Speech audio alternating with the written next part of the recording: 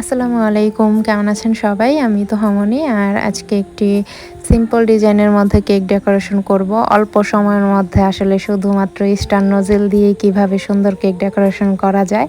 আর এটা আসলে একটা কাস্টমাইজ কেক ছিল। আপুটা কেকের ছবি দিয়ে দিছিল, সেইভাবেই কেকটা বানাবো। আর অনেক আপুর অনেক প্রশ্ন ছিল কেক নিয়ে, সেটাই আসলে একটু উত্তর দেওয়ার চেষ্টা করব। কেক নিয়ে কিছু ছোটোখাটো টিপস শেয়ার করব সবার সাথে।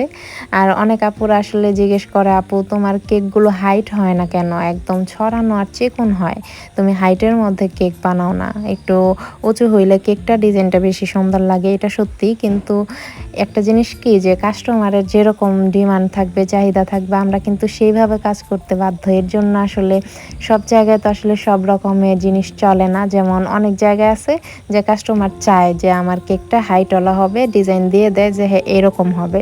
কিন্তু আমি যেই এরিয়াটার মধ্যে আমি কেকই করি, এইখানে আসলে আমার কাস্টমারদের ডিমান্ড থাকে কেকটা যেন একদম ছড়ানো হয় আর অনেক বেশি পিস করা যায়। এর জন্য আমি সবসময় কি করি, এটা কিন্তু 1 পাউন্ডের একটা কেকটা কিন্তু দেখতেছেন অনেক ছড়ানো আর চিকন।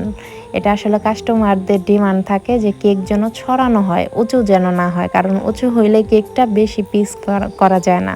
যার জন্য আসলে কাস্টমারদের সব সময় চাহিদা থাকে এরকম। এর জন্য আমি কি করি, অনেকে আমাকে মোল্ডের হিসাবটা জিজ্ঞেস করেন, যারা নতুন আপুরা আছেন, যে আপু মোল্ডটা কিভাবে কি করা হয়।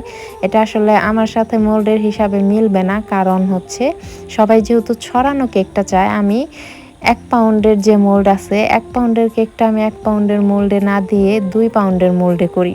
আমার বোর্ডটাও কিন্তু 2 পাউন্ডের লাগতেছে, কারণ হচ্ছে কাস্টমারের চাহিদা ছড়ানো কেক লাগবে। এর জন্য আমি হাইটের দিকে না রেখে আমি ছড়ানো বানানোর চেষ্টা করি। এর জন্য আসলে আমার 1 পাউন্ডের কেকের মধ্যে আমার 2 পাউন্ডের মোল্ড ইউজ হইতেছে, 2 পাউন্ডের বোর্ড ইউজ হইতেছে।